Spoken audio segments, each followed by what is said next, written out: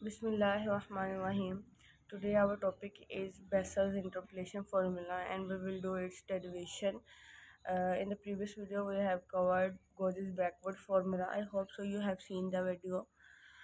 Let's start. Y is equals to y naught plus p del y naught plus p into p minus one. पहले मैं आपको ये चीज़ बता दूँ, clear कर दूँ। जो प्रीवियस हमने गोजेस फॉरवर्ड में और बैकवर्ड में किया है। बैकवर्ड में क्या किया था कि पहले आता था p into P plus one, ठीक है, और बाद में माइनस वन टर्म्स ऐड होती थी, यानी कि p प्लस वन है, फिर p minus one next term में आएगी, फिर नेक्स्ट में आता था p प्लस टू, फिर नेक्स्ट में p माइनस टू। फॉरवर्ड में पहले माइनस वाली आती थी, यानी p माइनस वन पहले लिखा होता था और फिर p प्लस वन। अगर आपने वो वीडियो देखी होगी तो आपको अंदाज़ा हो जाएगा कि मैं किस तरीके से बात कर रही हूँ।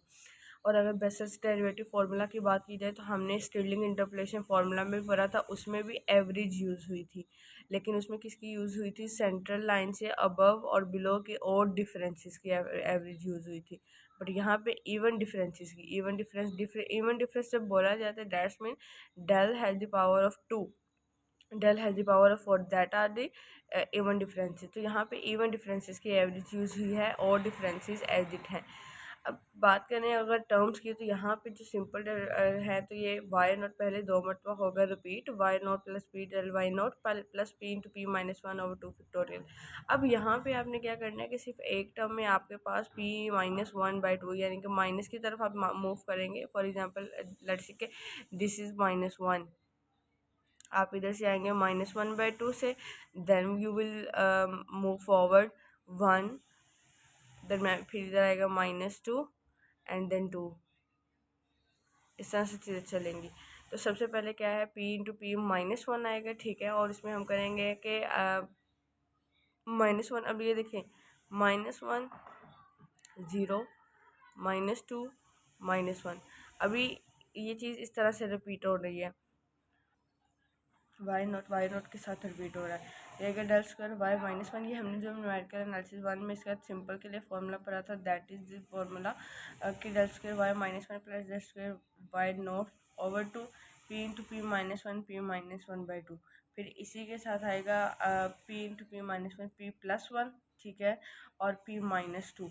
देन अगेन ये वाला टर्म आएंगी, ये तीनों और ये तीनों, यानी पीछे वाले दो को मिला के आप अगले लिख रहे होते हैं। अभी इधर भी देखे ना, इधर क्या है, इंटू इधर तो पी और पी माइनस वन यूज़ हुआ है, तो इधर क्या है, p into p minus one आगे अब एक ऐड की गई है। फिर आएगा p into p minus one by two, तो सिर्फ अल्टरनेटिव टर्म्स में आएगा, जैसे ये y minus one y minus two, आगे जब डेल की पावर यहाँ पे थ्री या फाइव है सेवन आएगी, और वाई फिर उसके बाद वाई माइनस थ्री आएगा, उसके साथ फिर ये माइनस वन बाई टू ये ऐड होगा, ठीक है। ये तो सिंपल फार्मूला हो गया, वो फार्मूला जो हमने न्यूमेरिकल एनालिसिस वन में किया हुआ है ये एज इट है। अभी न्यूमेरिकल एनालिसिस टू में अभी फिलहाल हम कर रहे हैं कि first derivation and second derivative formula. तो where P is equals to X minus X not over H, इसका विद रिस्पेक्ट टू एक्स जब हम डेरिवेटिव लेंगे that will be equal to D P over D X equals to one over H.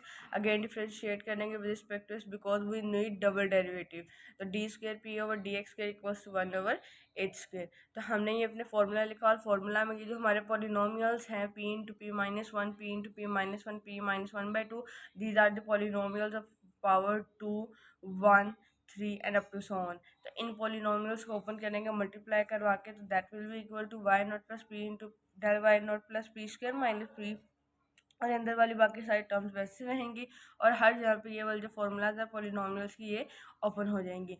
Basis formula हमारे पास मैंने आपको बताया था कि हर एक फार्मूला की एक रेंज है, पी की एक रेंज है। जैसे स्टिरलिंग में हमने one by four and four plus one by four पढ़ा था माइनस वन बाई फोर, इसी तरह से बेसिस की formula, basis give the most accurate result in the case of when p lies between 1 by 4 to 3 by 4, and in the decimal point we can say 0.25 to between 0.75, और x note should be selected such that p satisfies this inequality। अब देखिए आपके पास जो x note होता है ना, for example आपके पास जो x नोट सबसे पहले गिवन होता है, जो टेबल में से हमने वैल्यू उठानी होती है कि जिस इंटरवल में लाई कर रहा है उसमें से हमने एक्स नोट उस हिसाब से उठाना है, तो आपने वहाँ से एक्स नोट उसी हिसाब से उठाना है कि आपका वो जो एक्स नोट है वो इस इंटरवल में लाई करता हो। फॉर एग्जांपल आपका कोई एक्स नोट है वो है टू है, तो टू इस केस से बाहर नहीं है, ठीक है, तो इसी तरह टू इस केस से बाहर है। One by four and three by four के अगर देखें तो अगर पी की वैल्यू टू आ जाए तो अगर ये एक्स नॉट की हम इस तरह से ले लें तो क्या पी की वैल्यू 2 बन रही है, तो वहाँ पे बेसिस इनइक्वालिटी का जो फॉर्मूला है वो एज सच सेटिस्फैक्ट्री आंसर नहीं देगा। तो वी मस्ट नो कि x not should be selected such that P satisfies the inequality. Since p is equals to x minus x naught over h, we will differentiate this with respect to x. That will be equal to dp over dx equals to 1 over h. अब हमारे पास जो equation 1 है उसको with respect to x जब differentiate करेंगे that is dy by dx equals to, जब जहाँ जहाँ पे है, क्योंकि देखें फॉर एग्जाम्पल यहाँ पे था p into del y nought, p into del y nought, p के जब विद रिस्पेक्ट टू x लेंगे that will be equal to dp over dx, ठीक है, और डेल वाई नोट।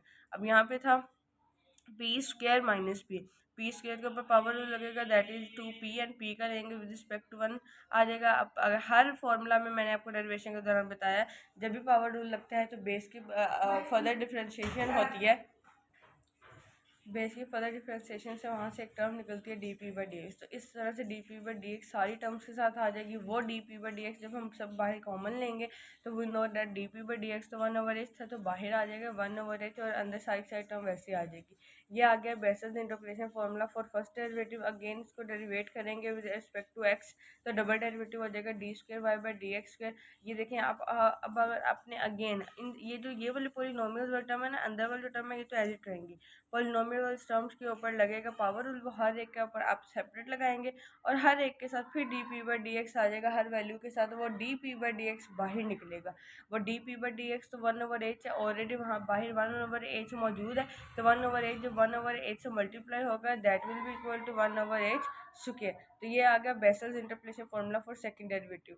अब हर फार्मूला अक्सर मैंने आपको एक नोट बताया जो कि एमसीक्यूज के लिए बहुत ज़रूरी है, और वहाँ पे जो सेंट्रल लाइन के हवाले से क्या चीज़ एमसीक्यूज में पूछी जाती है, that is vessels formula uses only odd differences below the central line, यानी कि सेंट्रल लाइन जो हम टेबल बनाते हैं सेंट्रल लाइन से जो बिलो होते हैं उसके ऑड डिफरेंस यूज़ करता है, और इसके अलावा इवन डिफरेंसेस यूज़ करता है बिलो और ऑन, जो सेंट्रल लाइन के ऊपर होते हैं और सेंट्रल लाइन के नीचे, उसमें से जो इवन डिफरेंसेस होते हैं उसका जो मीन है यानी उसकी जो एवरेज है, जो हमने पीछे फार्मूला में पढ़ा जो डिवाइडेड बाई 2 वाले टर्म्स है, तो वो बेसल फार्मूला यूज़ करता है। यहाँ पे आप यू लिख लें या पी लिख लें कि पी की जो वैल्यू है वो या तो 0 से 1 के दरमियान लाई करनी चाहिए या फिर 1/4 से 3/4 के दरमियान लाई करनी चाहिए। अब मैंने आपको स्टेरलिंग इंटरपोलेशन फार्मूला के एग्जाम्पल फॉर डेरिवेशन करवाते हुए मैंने कहा था कि मैं इसकी एग्जाम्पल आपको करवाऊंगी बेसल्स के साथ, ठीक है। तो अब हमारे पास एक क्वेश्चन है कि find Y first derivative at the point of 5π/12 by using central difference by using central difference interpolation formula. और यहाँ पे इंटरपोलेशन फार्मूला आपने यूज़ करना है स्टेरलिंग का और बेसल का। टेबल उसने हमें दिया हुआ एक्स की वैल्यूज उसने हमें दी हुई है और वाई की वैल्यूज उसने हमें दी हुई हैं।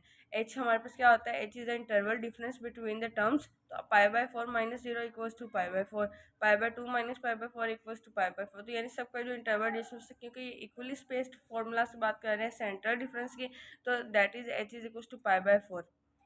क्या हम किस पॉइंट के ऊपर हमने डेरिवेशन करनी है, x इक्वल्स टू 5π/12, और यहाँ पे हमारे पास जो x नॉट देखिए 5π/12 जो है वो इस पॉइंट के ऊपर लाई करता है। तो मैंने आपको बताया कि आपने इन दोनों में से, अब देखिए गोजेस फॉरवर्ड में तो आप ये वाले टर्म लेते हैं, बैकवर्ड में ये लेते हैं, लेकिन बेसल में आप किस तरह से सिलेक्ट करेंगे कि जो इस इंटरवल के दरमियान में जो पर हमने पढ़ा 0 और 1 के दरमियान या फिर 1/4 से 3/4 के दरमियान लाई कर रहा होगा, हम उस चीज़ को लेंगे।